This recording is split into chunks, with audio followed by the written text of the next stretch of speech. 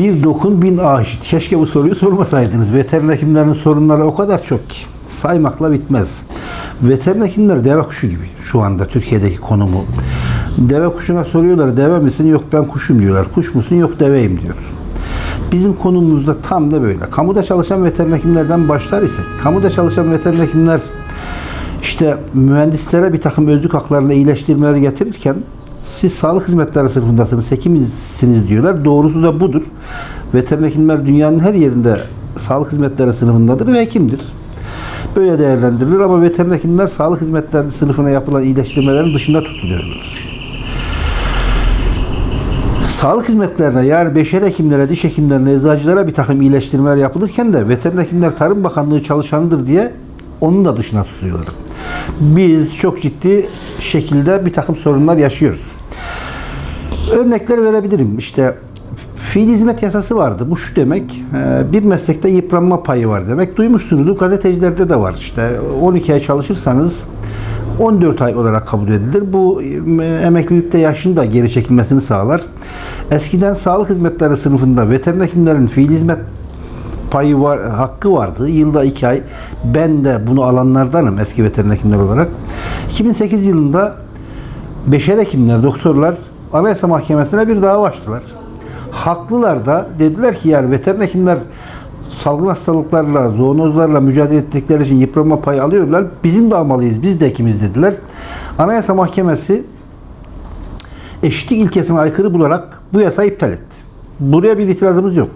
Yasa yeniden çıkarken bu sefer beşeri hekimleri başka meslek grupları aldılar, veteriner hekimleri dışında tuttular. Anlayabilmemiz mümkün değil.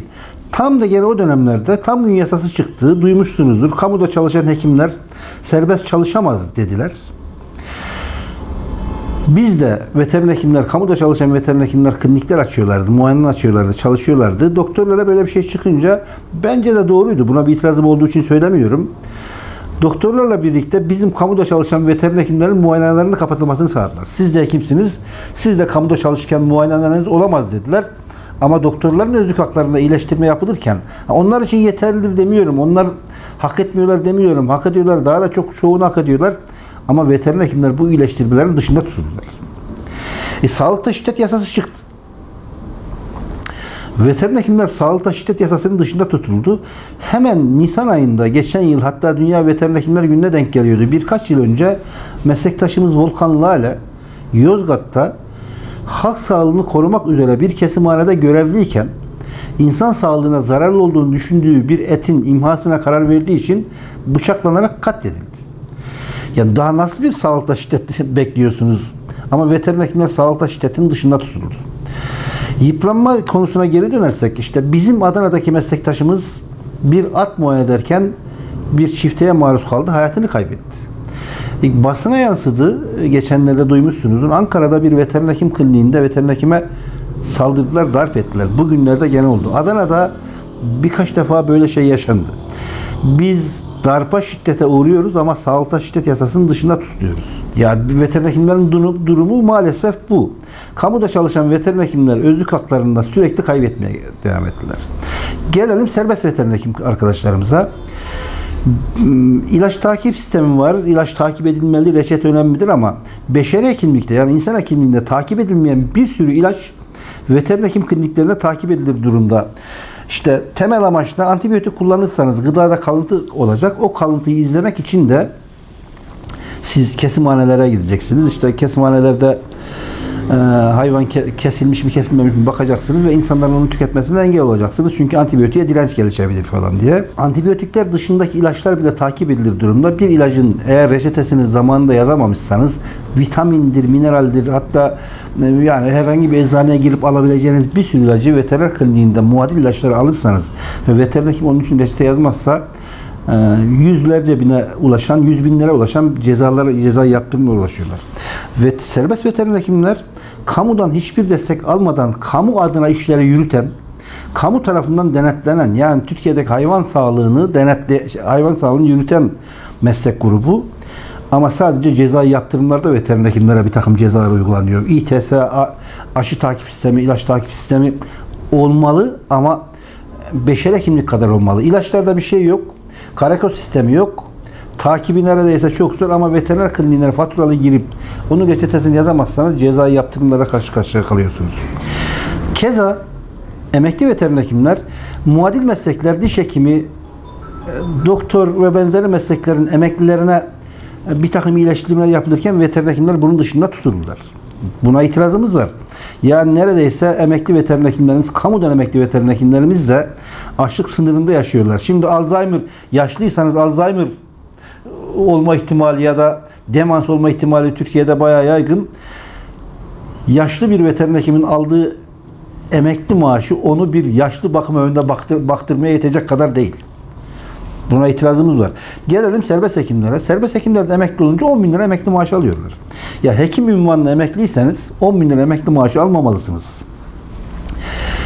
Başka şeyler de sayabilirim. İşte Türkiye'de Covid geçirdik. Umarım bir kez daha geçirmeyiz. Allah tekrarını göstermesin. Ama Covid aşısını Türkiye'de üretenler veteriner hekimlerdi. Herhalde biz de adımızı çok iyi duyuramadık ama sağlık sınıfına aşıda öncelik verilirken veteriner hekimler, kimsenin mesleği için bir şeyim yok, sağlık sınıfında eczacı kalfalarından sonra aşılandılar. Ama Adana örneğinde olduğu gibi filyasyon ekiplerinde görevlendirildik Adana'da. Hekimlerin olmadığı yerlerde, hekimler yokken, yani doktorlar ve diş hekimleri yetmedi, veteriner hekimleri de hekim ünvanları için filyasyon ekiplerinin başına koydular. Görev verirken başta veriyoruz ama onun karşılığında bir şey yapılacaksa veteriner hekimler yok sayıldı. Bunların tamamına itirazımız var. Veteriner hekimlerin sağlık hizmetleri sınıfında olduğu dünyanın her tarafında net olarak kabul edilirken bizim ülkemizde sağlık sınıfında olduğu gerçeğinde bir sorun var. Sağlık sınıfı 657 sayılı Devlet Memurları Kanunu'nda net olarak sağlık sınıfı sayılırken diş hekimi, tabip, veteriner hekim yazıyor. Ama Sağlık Bakanlığı'nın mevzuatında veteriner hekim, çünkü Sağlık Bakanlığı çalışanı değiliz, olmadığı için bütün özlük hakları iyileştirmelerinde veteriner hekimler bunun dışında tutuluyorlar. Dünya Veteriner Hekimler Günü her yılın Nisan ayının son cumartesi günü kutlanır. Bu yılda Ankara'da sesimizi duymayanlara duyurmaya çalışacağız. Bu işin çözümü, buradan bütün siyasi partilere de çağrımdır. Çözümü Türkiye Büyük Millet Meclisi. Ama gariptir ki Türkiye Büyük Millet Meclisi'nde hiç veteriner hekim yok. Dünyanın her tarafında, yani yıllardır bu iş böyle, sağlık, hayvan sağlığı, insan sağlığı, çevre, sağlıklı çevre diye ayrılmıyor. Tek sağlık konseptiyle değerlendiriliyor. Sağlıklı gıda olmazsa, sağlıklı çevre olmazsa, insan sağlığında, hayvan sağlığında korumanız mümkün değil. Sağlık bir bütün olarak değerlendirilmeli. Dünyada da böyle yapılıyor. İnsanlardaki enfeksiyon kaynaklarının %70'e yakın hayvansal kökenli. Benim öğrenciliğim zamanında hayvanlardan insanlara, insanlardan hayvanlara bulaşan 200-250 tane hastalıktan bahsedildi. Şimdi çok daha fazla, 800-850 hastalıktan bahsediliyor. Bunlara zoonoz hastalıklar deniliyor. Daha dün geçirdiğimiz Covid zoonoz bir hastalıktı. Halkımızın bileceği tüberküloz zoonoz bir hastalıktır. Şarbon zoonoz bir hastalıktır. İnsanların bileceği hastalıklardan bahsetmeye çalışıyorum. Enfeksiyon kaynaklarının az önce söylediğim gibi %70 hayvansal kökenliyken, bu kadar çok zoonoz hastalık varken, insan sağlığını da koruyabilmenin tek yolu veteriner hekimlerin mücadelesinden geçiyor.